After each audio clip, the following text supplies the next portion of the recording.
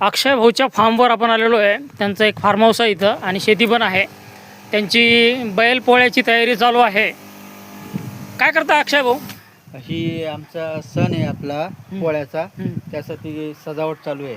हां, मग आता हे कशाने धुतंय, म्हणजे पाण्याने का औषधासाठी? हा पिचकरी आहे, हा कलर मारतोय. कलर मारताय का? आणि कोणत्या जातीची गाय आहे? ही HF हॉस्टेल जातीची जर्सी. HF ऑस्ट्रेन जातीची जर्सी गाय आहे. हो. बरं, आज बैल पोळा आहे ना? हो बैल हा, बैल पोळायचं.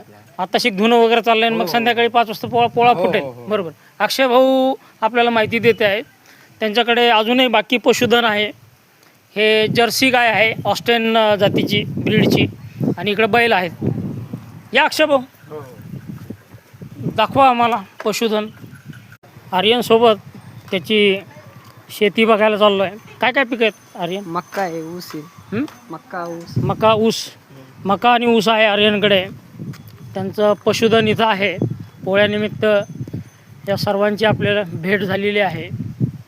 बैल पोळा आहे आज आणि आर्यनची शेती बघायला आपण जात आहोत.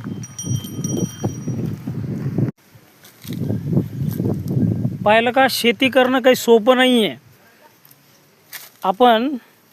आपल्याला घरपोच सगळं मिळतं म्हणून त्याची आपण किंमत करत नाही. अशा बिकट वाटेमधनं आपल्याला जावं लागतं शेतामध्ये, आणि शेतकरी राजा अशा परिस्थितीमध्ये काम करतो.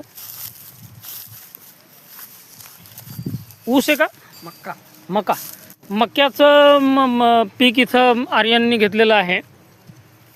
हा संपूर्ण मका आहे इकडे,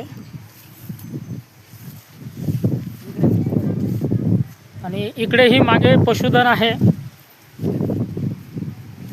हा संपूर्ण मका आहे. तिकडे ऊस आहे.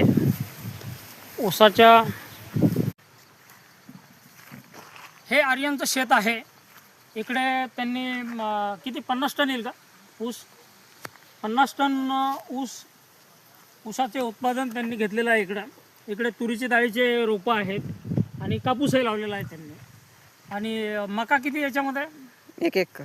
1 एकरमध्ये मका त्यांनी घेतलेला आहे. हे असं वातावरण आहे गावातलं.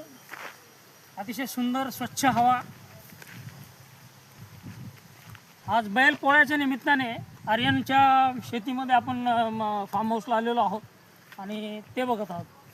धन्यवाद.